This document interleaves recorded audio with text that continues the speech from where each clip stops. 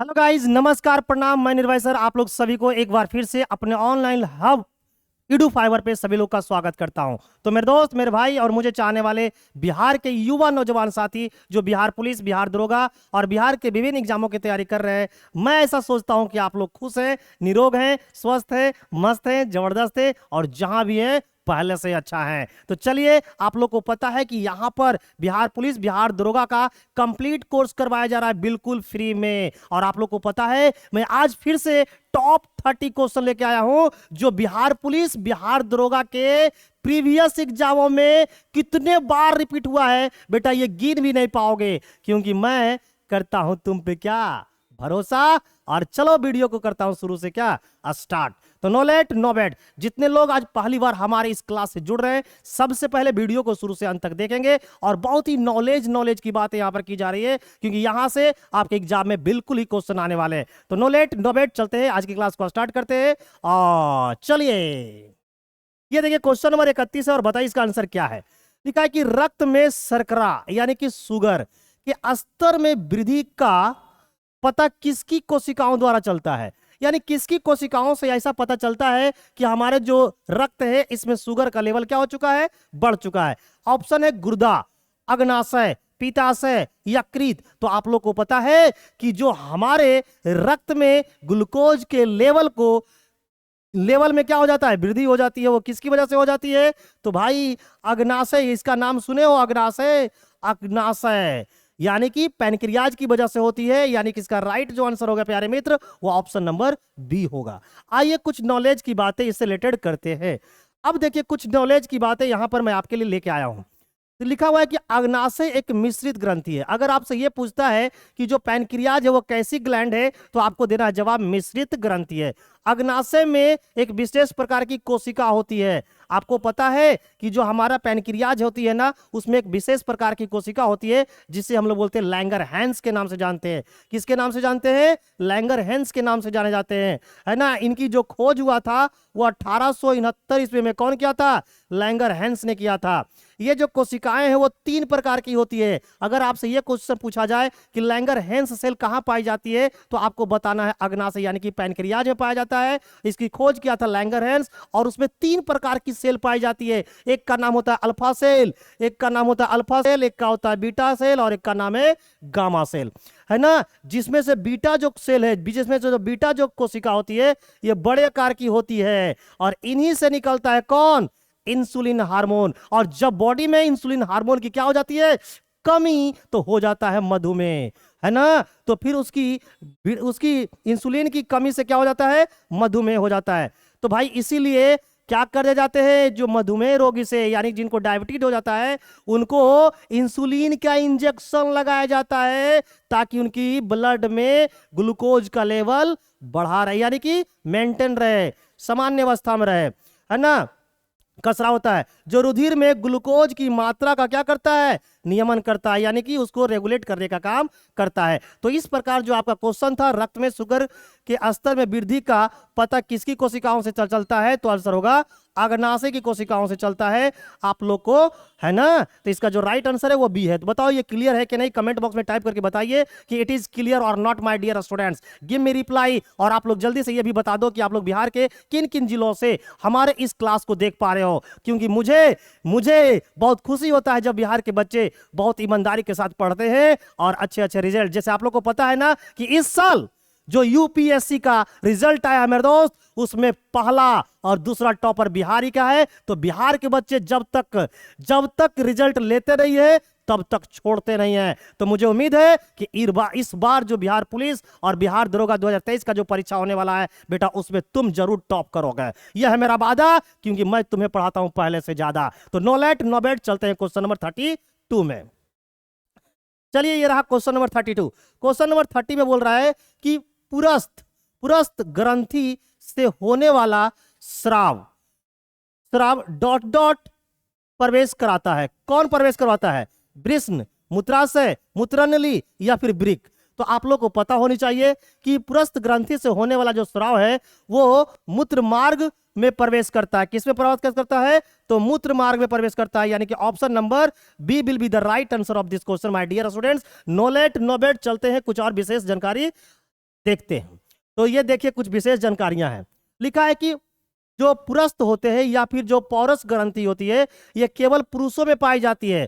तो पुरस्थ या पौरस जो ग्रंथियां पाई जाती है वो किस में पाई जाती है? केवल पुरुष में पाई जाती है ना। जाने वाली एक छोटी ग्रंथि है, क्या है? एक छोटी ग्रंथि है जो लिंग और मूत्राशय के बीच में होती है। ये जो पुरस्थ ग्रंथि होती है वो लिंग और मूत्राशय के क्या होती है? बीच में होती है। पुरस्थ ग्रंथि से होने वाला स्राव जो होता है वो मूत्र मार्ग में क्या करता है?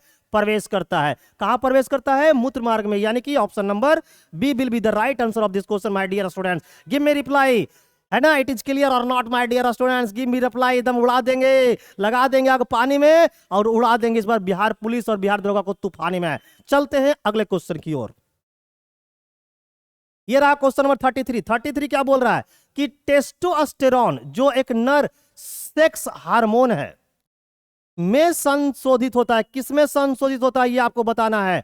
अंडकोश की थैली, वृषण, है ना, सेमेलिन वेसिकल या प्रोस्टेट ग्रंथि। तो ये टेस्टोस्टेरोन किस में पाया जाता है पता आप लोगों को? ये है आपको मेल सेक्स हार्मोन है ना।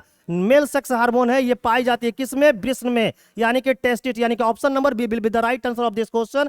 चलिए कुछ और भी जानकारी से रिलेटेड देखते हैं। ये देखिए कुछ विशेष जानकारी आपके पास लेके आया हूं। ये जो वृषण है वृषण से स्रावित होने वाले हार्मोन को क्या नाम होता है? टेस्टोस्टेरोन। आपसे ये क्वेश्चन पूछा जाएगा कि बताइए कि वृषण से स्रावित होने वाले हार्मोन का नाम क्या है, तो आपको आंसर देना है टेस्टोस्टेरोन, है ना। टेस्टोस्टेरोन एंड्रोजन समूह का एक स्टीरॉयड हार्मोन है। क्वेश्चन ये पूछा जाएगा कि टेस्टोस्टेरोन जो है, टेस्टोस्टेरोन जो हार्मोन है वो किस प्रकार की हार्मोन है, तो आपको बोलना है स्टीरॉयड हार्मोन है जो पुरुषों के अंडकोश से स्रावित होता है। अगर आपसे ये पूछा जाए कि ये जो टेस्टोस्टेरोन हार्मोन है वो कहां से स्रावित होता है, तो आपको बताना है कि अंडकोश, यानी कि पुरुष के जो अंडकोश होते हैं उसे बोलते हैं वृषण, यहां से स्रावित होता है। यह पुरुषों में यौन लक्षणों का विकास करता है। ये जो टेस्टोस्टेरोन जो हार्मोन है ये पुरुषों में यौन लक्षणों का क्या करता है? विकास करता है। जैसे आवाज का भारीपन आना, स्पर्म को बनना, ये सब होता है। ठीक है, चलिए तो इस प्रकार इसका जो राइट आंसर है वो ऑप्शन नंबर क्या है मेरे दोस्त? बी है। नेक्स्ट क्वेश्चन पे बढ़ते हैं। बिहार के नौजवान साथियों जल्दी जल्दी से कमेंट करके बता दो कि आप लोग बिहार के किन किन क्षेत्रों से हमारी इस क्लास को देख पा रहे हो। डॉट डॉट ग्रंथि को मास्टर ग्रंथि के नाम से जाना जाता है। देखिए एक होता है मास्टर ऑफ मास्टर, है ना, मास्टर ऑफ मास्टर, एक होता है मास्टर ग्रंथि। तो मास्टर ग्रंथि के नाम से किसे जानते हैं आइए देखते हैं। पहला ऑप्शन है अग्नाशय, दूसरा है हाइपोथैलेमस, तीसरा है पिट्यूटरी, चौथा है एड्रिनल। तो मास्टर ग्रंथि के नाम से जानते हैं हम लोग किसको? पिट्यूटरी ग्रंथि, जिसे हम लोग पीयूष ग्रंथि के नाम से जानते हैं। और अगर आपसे बोले कि मास्टर ऑफ मास्टर किसे बोलते हैं, अगर मास्टर ऑफ मास्टर बोलता तो हाइपोथैलेमस ग्रंथि को नाम लेते। तो यहां पर मास्टर ग्रंथि के नाम बोला है, इसलिए राइट आंसर क्या होगा? Option number C will be the right answer of this question. चलिए कुछ इससे रिलेटेड और भी जानकारियां हम लोग हासिल करते हैं। तो ये देखिए लिखा हुआ है पीयूष ग्रंथि। पीयूष ग्रंथि जो है वो एक अंतःस्रावी ग्रंथि है जो कपाल की स्फेनॉइड हड्डी में स्थित होती है ना। कपाल की कौन सी हड्डी में स्थित होती है? स्फेनॉइड हड्डी में स्थित होती है, जिसे हम लोग सेल टर्सिका कहते हैं। जिसे किस नाम से जाना जाता है? सेल टर्सिका के नाम से जाना जाता है। अगर आपसे यह क्वेश्चन पूछा जाए कि बताइए पीयूष ग्रंथि एक कैसी ग्रंथि है, तो आपका आंसर होगा अंतःस्रावी ग्रंथि है। आपको यह पूछा जाएगा कि पीयूष ग्रंथि कहां स्थित होती है, तो आपको यह बताना है कि स्फेनॉइड, हमारे जो कपाल है उसकी स्फेनॉइड हड्डी में क्या होती है? स्थित होती है। और उसे क्या नाम दिया गया है, तो आपको आंसर देना होगा सेल टर्सिका के नाम से हम लोग जानते हैं। अगर आपको इसका भार पूछा जाए तो लगभग 0.6 ग्राम होता है और इसे हम लोग मास्टर ग्रंथि के रूप में भी जाना जाता है। यानी जो हमारा जो पीयूष ग्रंथि है, जिससे हम लोग पिट्यूटरी ग्रंथि के नाम से जानते हैं, इसे हम लोग मास्टर ग्रंथि के नाम से भी जानते हैं, है ना। और हाइपोथैलेमस को मास्टर ऑफ मास्टर ग्रंथि के रूप में भी जाना जाता है। तो मेरे दोस्त, मेरे भाई और मुझे चाहने वाले बिहार के युवा नौजवान साथी जो बिहार में बिहार पुलिस, बिहार दरोगा और बिहार के विभिन्न एग्जामों की तैयारी कर रहे हैं, वो याद रखे कि अगर मास्टर ऑफ मास्टर बोलेगा तो हाइपोथैलेमस ग्रंथि का नाम लेंगे और मास्टर ग्रंथि का पूछेगा तो पिट्यूटरी यानी कि पीयूष ग्रंथि का नाम बोलेंगे। तो इस प्रकार जो इसका राइट आंसर है option number C will be the right answer of this question. Knowledge न बेट, चलते हैं अगले क्वेश्चन की ओर। लगा दो आग पानी में बेटा, उड़ा दो झारखंड पुलिस और बिहार पुलिस सबको तूफानी में। क्लियर है? चलिए क्वेश्चन नंबर 35 लेते हैं। मानव शरीर में पिट्यूटरी ग्रंथि कहां स्थित है? पिट्यूटरी ग्रंथि कहां स्थित है आपको बताना है। तो पलिहा के पास, मस्तिष्क के तले पर, गुर्दे के शीर्ष पर आंत में। अभी मैंने बताया था कि जो पीयूष ग्रंथियां है वो स्थित होती है हमारे कपाल के आस्फेनॉइड की हड्डियों के बीच में होता है, यानी कि कपाल, कपाल का मतलब मस्तिष्क, यानी कि मस्तिष्क के तल पे। Option number B will be the right answer of this question. चलिए इससे रिलेटेड कुछ और भी जानकारी हासिल कर लेते हैं। ये देखिए जानकारियां इतना लेके आए हो मेरे दोस्त। चलिए क्वेश्चन नंबर 36, निम्नलिखित में से कौन सा हार्मोन बच्चे के जन्म के बाद दूध बनने की प्रक्रिया को उत्तेजित करता है? यानी बच्चा जब मां के गर्भाशय से धरती पर आ जाता है तो बताओ मां को क्या बनती है? दूध बनता है, ताकि बच्चे को पिलाया जाए और बच्चे आराम से खाना पीना खा के टाइट रहे एकदम। तो बताओ मां में जो दूध बनता है बच्चों के लिए, वो उस दूध को बनने के लिए उत्तेजित करने का काम कौन करता है? पहला है एस्ट्रोजन, दूसरा है प्रोलैक्टिन, तीसरा है एंड्रोजन, चौथा है प्रोजेस्टेरॉन। तो आप लोग को पता है ना, जो वृद्धि हार्मोन, आप लोग को पता है कि वृद्धि हार्मोन के नाम से जानते हैं किसको? प्रोलैक्टिन। तो बच्चा जब तक पिएगा नहीं दूध तब तक वृद्धि कैसे होगा? तो वृद्धि कौन करवाएगा? प्रोलैक्टिन। यानी उत्तेजित करने का काम कौन करेगा? Prolactin hormone. चलिए कुछ और देखते हैं जानकारियां इससे। यह देखिए, प्रोलैक्टिन हार्मोन बच्चे के जन्म के बाद दूध बनने की प्रक्रिया, बच्चे के जन्म के बाद दूध बनने की प्रक्रिया को क्या करता है? उत्तेजित करता है। इस प्रकार जो राइट आंसर था मेरे मित्र वो क्या था? ऑप्शन नंबर बी था।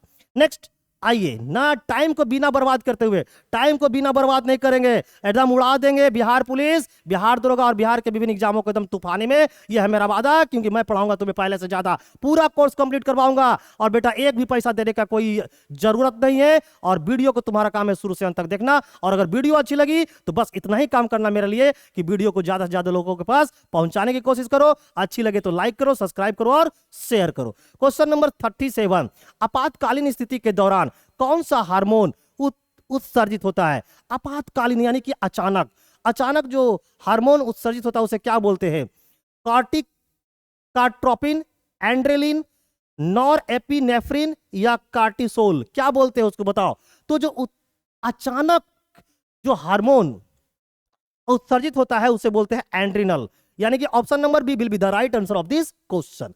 चलिए देखते हैं कुछ और भी रिलेटेड आपके लिए मैं क्या लेके आया हूं। ये देखिए, साफ साफ लिखा हुआ है कि आपातकालीन स्थिति के दौरान एंड्रिनल हार्मोन, कौन सा हार्मोन मेरे प्यारे मित्र? जवाब दो कमेंट बॉक्स में टाइप करके, कौन सा हार्मोन? तो एंड्रिनल हार्मोन क्या होती है? उत्सर्जित होता है। इस प्रकार जो राइट आंसर था वो क्या था? ऑप्शन नंबर बी था। और एक बात याद रखना, मैं आप लोगों के लिए टेलीग्राम चैनल डिस्क्रिप्शन बॉक्स में डाल रखा है। मैं आप लोगों के लिए टेलीग्राम चैनल बना के डिस्क्रिप्शन बॉक्स में डाल दिया है, और उस पर आंसर सहित आपको मैं अपलोड कर दूंगा मेरे मित्र, मेरे भाई और मुझे चाहने वाले बिहार के युवा नौजवान साथी। चलिए अगले क्वेश्चन की ओर मूव करता हूं। अगला क्वेश्चन 38 बोल रहा है कि अस्थि मज्जा में मौजूद कौन सा हार्मोन आरबीसी उत्पादन को बढ़ावा देता है? आरबीसी को बढ़ाता है, क्या लिखा हुआ है? सीरोटोनिन, सोमैटोस्टैटिन, एरिथ्रोपोएटिन या कोलेसिस्टोकार्डिनल। इनमें से बताइए कौन सा स्थान होगा? तो आप लोग को पता है, आप लोग को पता होना चाहिए आरबीसी को किस नाम से जाना जाता है? तो याद रखना, आरबीसी को एरिथ्रोसाइट बोलते हैं, एरिथ्रोसाइट के नाम से जाना जाता है। तो इसमें पाए जाने वाला जो हार्मोन होता है उसको बोलते हैं एरिथ्रोपोएटिन। यानी कि option number C will be the right answer of this question my dear students. No late no wait, सीधे चलते हैं अगले क्वेश्चन की ओर। टाइम एकदम नहीं बर्बाद करेंगे, एकदम उड़ा देंगे। अस्थि मज्जा में मौजूद एरिथ्रोपोएटिन हार्मोन आरसीबी उत्पादन को क्या करता है? बढ़ा देता है। तो अगर आपसे यह क्वेश्चन पूछा जाए कि बताइए अस्थि मज्जा में कौन सा हार्मोन मौजूद होता है जिसकी वजह से आरबीसी की उत्पादन को क्या कर देता है मेरे भाई? बढ़ा देता है। तो आपका राइट आंसर होगा एरिथ्रोपोएटिन। क्या होगा मेरे दोस्त? एरिथ्रोपोएटिन। एरिथ्रो वर्ड जहां लगा रहे समझ जाना आरबीसी की बात हो रही है। नेक्स्ट क्वेश्चन नंबर 39 पे आते हैं। 39 पे क्या बोला है कि डॉट डॉट, क्या बोला मेरे दोस्त? डॉट डॉट में हार्मोन सामान्यतः अनुपस्थित होते हैं। इन चार ऑप्शनों में से किन में से हार्मोन होता ही नहीं है? बंदर, बिल्लियां, जीवाणु, चूहो। इस किसमें से, इन चारों में से किसमें जो है वो हार्मोन बिल्कुल नहीं होता है? तो हार्मोन बिल्कुल नहीं होता है किसमें? जीवाणु में। यानी option number C will be the right answer, है ना? ये देखिए साफ साफ लिख के लाया हूं, जीवाणु में हार्मोन सामान्यतः क्या होते हैं? अनुपस्थित। तो अगर आपसे यह पूछा जाए कि निम्नलिखित में से किसमें जीवाणु नहीं होता है, तो आपका राइट आंसर देख लेना कि उस ऑप्शन में क्या जीवाणु दे रखा है। अगर जीवाणु दे रखा है मेरे प्यारे में तो आंसर होगा जीवाणु। नेक्स्ट अगले क्वेश्चन नंबर 40 पे आते हैं। ये देखिए क्वेश्चन नंबर 40 है, लिखा है कि यकृत द्वारा स्रावित पित्त डॉट डॉट में मदद करता है। पित्त किस में मदद करता है बताइए? पित्त पाचन में, रक्त की शुद्धता में, मल त्याग में या शोषण में? आप लोग को सभी को पता है कि जो पित्त है वो कहां से निकलती है? यकृत से, है ना, है ना। और इकट्ठा कहां होता है? तो अगर पूछा जाए कि जो हमारा पित्त है वो इकट्ठा होता है पित्ताशय में। कहां होता है? पित्ताशय में। अब बताओ ये पित्त का काम क्या करता है, किस में मदद करता है? तो ऑप्शन होगा पाचन में, यानी कि option number A will be the right answer of this question. आइए इसके रिगार्डिंग कुछ और भी नॉलेज हम लोग लेते हैं। साफ साफ लिखा हुआ है कि यकृत द्वारा स्रावित क्या पित्त किस में मदद करता है? तो आंसर है पाचन में मदद करता है। नेक्स्ट अगले क्वेश्चन, क्वेश्चन नंबर हम लोग 41 में आते हैं। लिखा है कि निम्नांकित में से मानव शरीर के किस तंत्र द्वारा हार्मोन नियंत्रित होते हैं? किस तंत्र के द्वारा हार्मोन पर कंट्रोल किया जाता है, यानी कि नियंत्रित किया जाता है? पहला है अंतःस्रावी तंत्र, परिसंचारी तंत्र, प्रतिरक्षक तंत्र या प्रजनन तंत्र। तो इसमें से जो राइट आंसर है वो ऑप्शन नंबर क्या है? A will be the right answer of this question my dear student. तो बताओ कमेंट बॉक्स में आज का सेशन कैसा लग रहा है, मजा आ रहा है कि नहीं? तुम्हें कोई दिक्कत, कोई परेशानी तो नहीं हो रही है? और अगर दिक्कत है तो कमेंट बॉक्स में टाइप करके बताओ, मैं गर्दा उड़ा दूंगा, गर्दा उड़ा दूंगा मेरे दोस्त, मेरे भाई, मेरे चाहने वाले बिहार के युवा नौजवान साथी जो बिहार पुलिस, बिहार दरोगा और बिहार के अन्य एग्जामों की तैयारी कर रहे हैं। चलिए क्वेश्चन नंबर 42 में आते हैं। ये रहा क्वेश्चन नंबर 42। कहता है किस हार्मोन को मादा हार्मोन के नाम से भी जाना जाता है? ऐसा कौन सा हार्मोन है जिसे हम लोग मादा हार्मोन के नाम से जानते हैं? ऑप्शन नंबर है टेस्टोस्टेरोन, ऑक्सीटोसिन, एस्ट्रोजन या फेमिनोजेन। क्या है बताइए? तो आप लोग को पता है कि मादा के अंडाणु में पाए जाने वाले एक हार्मोन होता है जिसका नाम होता है एस्ट्रोजन, और इसे ही हम लोग मादा हार्मोन के नाम से जानते हैं, यानी option number C will be the right answer of this question. Next आगे बढ़ते हैं। अगला क्वेश्चन है मेरे प्यारे मित्र कि सूची 1 और सूची 2 का सुमेलन कीजिए तथा सूचियों के नीचे दिए गए कूटों का उपयोग करते हुए सही उत्तर का चयन कीजिए। अब बताइए लैंगरहैंस द्वीप कहां पाया जाता है? आप लोगों को मैं बता रखा है कि लैंगरहैंस द्वीप से क्या निकलती है? इंसुलिन हार्मोन निकलता है ना। पीयूष ग्रंथि, पीयूष ग्रंथि किसके लिए सहायक है? तो भाई वृद्धि के लिए सहायक है ना मेरे दोस्त। पीयूष ग्रंथि किसके लिए सहायक है? वृद्धि के लिए सहायक है। और जो थायराइड ग्रंथि से क्या निकलता है? कैल्सिटोनिन। तो अब बच्चा कौन है? एड्रिनल ग्रंथि। एड्रिनल ग्रंथि से क्या निकल जाएगा? एपिनेफ्रिन। यानी अब बताओ ए का क्या हो जाएगा? 4, ए का हो जाएगा 4। ठीक है मेरे दोस्त आगे बढ़िए। 2 का क्या हो जाएगा? 2 का हो जाएगा 3, 4 और 3, 4 और 3, यानी कि बी और सी। आगे बढ़ते हैं। सी का क्या होगा? सी का है 1 नंबर, सी का है 1 नंबर, यानी option number C will be the right answer of this question my dear students. आइए कुछ और भी नॉलेज हासिल करने की कोशिश करते हैं।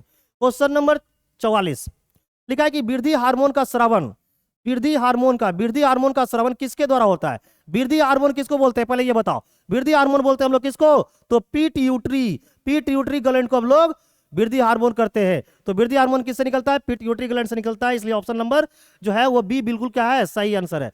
ठीक है आगे बढ़ते हैं। क्वेश्चन नंबर 45 इंसुलिन के उपापचय को नियंत्रित करता है? किसकी उपचय को नियंत्रित करता है? शर्करा का, वसाओं का, प्रोटीन का या लवणों को? तो आप लोग को पता है कि इंसुलिन क्या करता है? ब्लड में ग्लूकोज के लेवल को मेंटेन करने का काम करता है, इसलिए आंसर होगा ऑप्शन नंबर ए यानी कि शर्कराओं।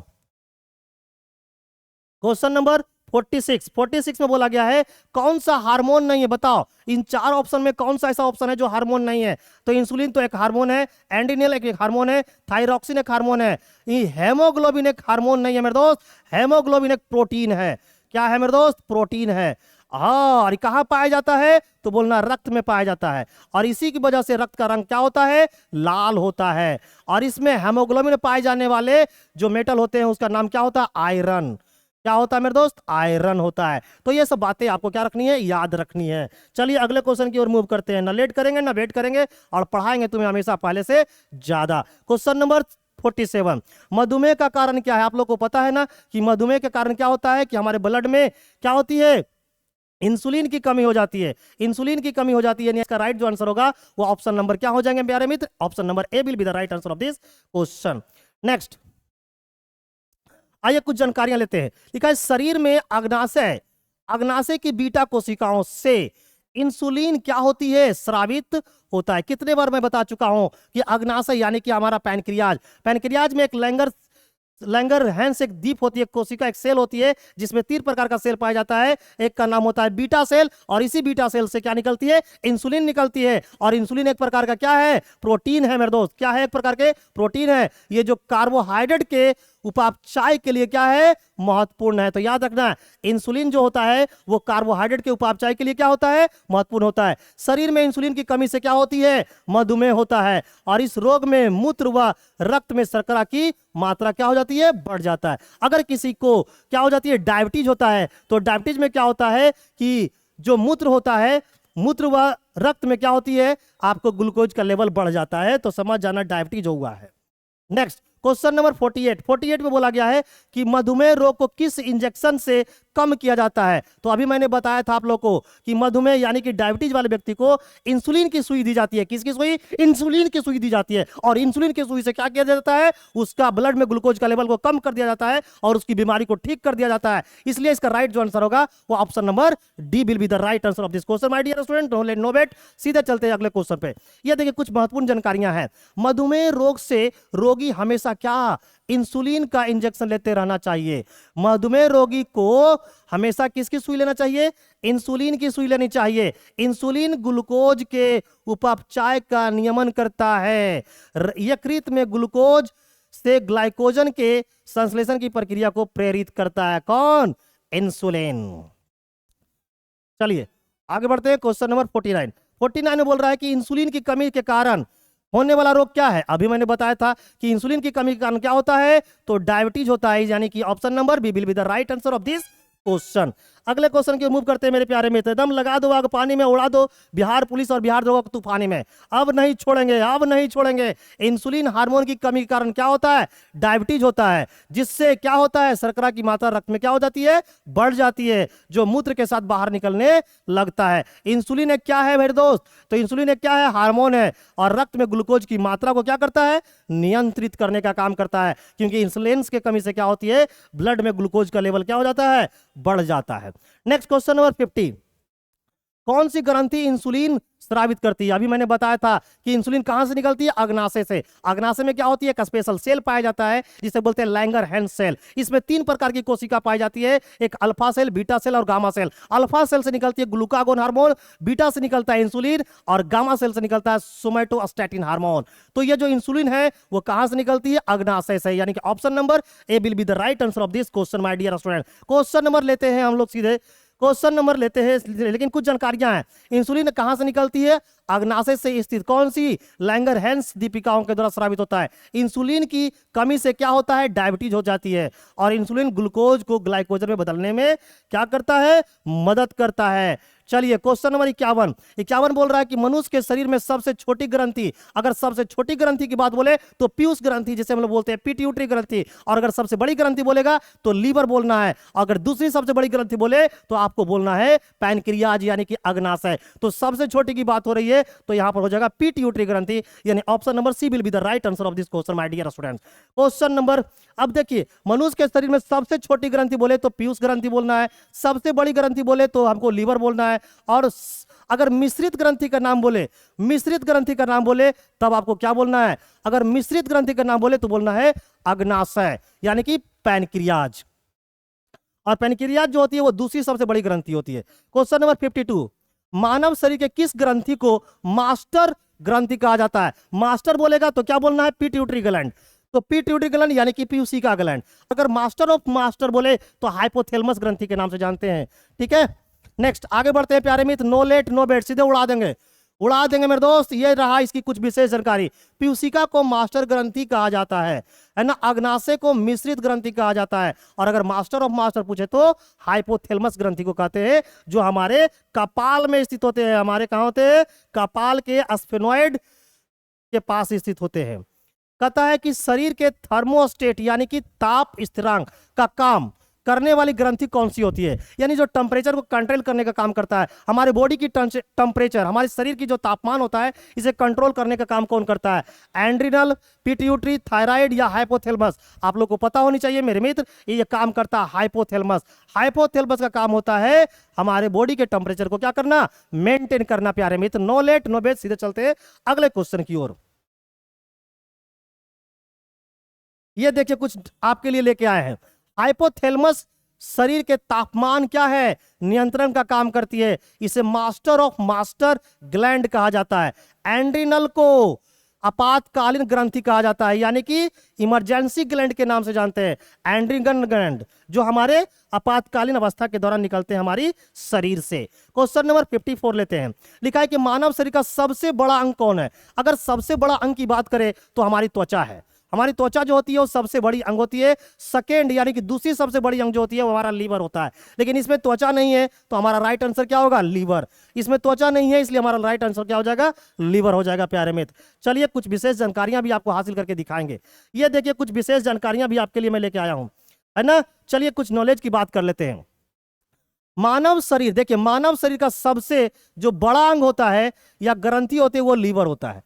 सबसे बड़ा अंग बोले या ग्रंथि बोले तो लीवर होता है। यद्यपि त्वचा को मानव शरीर का सबसे बड़ा अंग माना जाता है, लेकिन उपयुक्त विकल्प में से बात हो रहा है। अगर विकल्प की बात करें तो इस विकल्प में जो सबसे बड़ा अंग है वो हमारा क्या है, यकृत है। सबसे बड़ी जो ग्रंथि होती है वो क्या होती है, यकृत होती है। लेकिन नॉर्मली जो यद्यपि त्वचा को क्या माना जाता है, सबसे बड़ा अंग माना जाता है। और यकृत को क्या बोलते हैं, दूसरा सबसे बड़ा अंग माना जाता है ना, है ना। मस्तिष्क और शरीर के नियंत्रण केंद्र कहा जाता है। गुर्दे का कार्य मूत्र का परित्याग करना तथा पराशरण नियंत्रण करने का काम करता है। हृदय परिसंचरण तंत्र का प्रमुख भाग होता है। यकृत शरीर का सबसे भारी अंग है। अगर एक भी क्वेश्चन पूछा जाए कि हमारे शरीर का सबसे भारी अंग का नाम क्या है तो आपको बताना है लीवर। सबसे बड़ी ग्रंथि पूछे तो भी आपको लीवर बोलना है, और अगर दूसरी सबसे बड़ी अंग पूछे तो आपको लीवर बोलना है ना। ये सारी बातें आपको क्या करना है मेरे दोस्त, मेरे भाई, मुझे चाहने वाले प्यारे बच्चे, आपको याद रखनी है। Next question number 55। ये देखिए क्वेश्चन नंबर 55 और बताइए इसका आंसर क्या है। लिखा है निम्नलिखित में से शरीर की द्वितीय सबसे बड़ी ग्रंथि कौन है। दूसरी पूछा है तो सबसे बड़ी तो होता है लीवर यानी कि यकृत, दूसरी होता है अग्नाशय जिसे हम लोग बोलते हैं क्या, ये हमारा अग्नाशय है जो हमारी दूसरी सबसे बड़ी ग्रंथि है। यानी क्वेश्चन नंबर का जो 55 है इसका राइट आंसर क्या हो जाएगा, option number D will be the right answer of this question. Question number 56 पे आते हैं। बोला है कि नमक का आयोडीनीकरण लोक स्वास्थ्य का मापदंड है। जो रोकता है, क्या रोकेगा भाई, क्या रोकेगा, तो घेंघा रोग से रोकेगा। आप लोग को पता है ना कि आयोडीन की कमी से हमारे शरीर में क्या हो जाती है, घेंघा रोग हो जाता है, यानी जिसे बोलते हैं ग्वाइटर। और ये किस अंग को प्रभावित करता है, तो गले को प्रभावित करता है। मेरे मित्र, मेरे भाई, मेरे चाहने वाले बिहार के युवा नौजवान साथी, लगा दो आग पानी में और उड़ा दो इस बार की बिहार पुलिस, बिहार दरोगा को तूफानी में, गया मेरा वादा, क्योंकि मैं पढ़ाते रहूंगा तुम्हें पहले से ज्यादा। नेक्स्ट अगले क्वेश्चन की ओर बढ़ता हूं। चलिए क्वेश्चन नंबर 57 लेते हैं। 57 क्या बोल रहा है प्यारे मित्र, 57 बोल रहा है किस हार्मोन द्वारा हृदय स्पंदन तथा रुधिर दाब बढ़ जाते हैं। किसकी वजह से क्या होता है कि हृदय का जो स्पंदन होता है या रुधिर जो दाब हो जाता है वो बढ़ जाता है। ऑप्शन में है गैस्ट्रन, एंड्रिनल, पिट्यूटरी या एस्ट्रोजन। हृदय के स्पंदन यानी ब्लड प्रेशर बढ़ जाती है ना, हृदय यानी हार्ट अटैक की बात हो रहा है, या रुधिर दाब यानी ब्लड प्रेशर की बात हो रहा है। तो ये इसका जो राइट आंसर होगा वो होगा एंड्रिनल यानी आपातकाल, यानी option number B will be the right answer of this question. चलिए क्वेश्चन नंबर 58 लेते हैं। 58 बोला है कि उसे चुनिए जो शेष से अलग है। इन चार ऑप्शनों में से कौन अलग है, तो इसमें से जो अलग है वो क्या है, किडनी। किडनी का काम कुछ और होता है, यानी कि इन चार ऑप्शनों में से प्यारे मित्र किडनी क्या है, अलग है। नेक्स्ट अगले क्वेश्चन की ओर बढ़ता हूं। यह देखिए क्वेश्चन नंबर आपका 59। इसमें बोला गया है कि निम्नलिखित में से किसकी कमी के कारण व्यक्ति को घेंघा रोग हो जाता है। बताइए घेंघा रोग किसकी वजह से होता है। मैंने अभी तुरंत बताया था कि घेंघा रोग हमारे शरीर में आयोडीन की कमी से होती है और यह हमारे शरीर के गले को प्रभावित करते हैं प्यारे मित्र, यानी कि option number C will be the right answer of this question. चलिए अगले क्वेश्चन की ओर मूव करता हूं और देखता हूं क्या है ये। तो अगर बताओ जल्दी जल्दी से, बस इतना ही क्वेश्चन था मेरे दोस्त, मेरे भाई और मेरे चाहने वाले बिहार के युवा नौजवान साथी जो बिहार पुलिस, बिहार दरोगा की तैयारी करना चाहते हैं।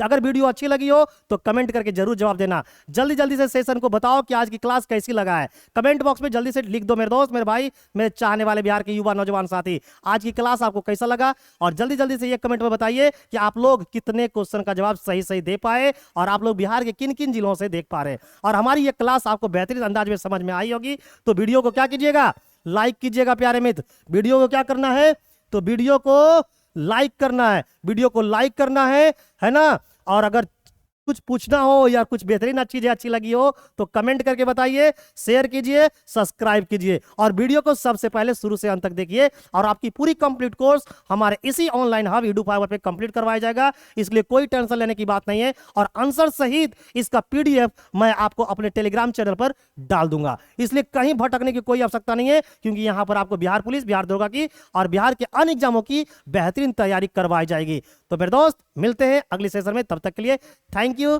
Bye bye. आपकी दिन, आपकी रात, आपकी सुबह, आपकी शाम कैसा हो, मस्त हो, जबरदस्त हो, झकास हो, जिंदाबाद हो और अपने से ज्यादा पड़ोसी पे ध्यान दो।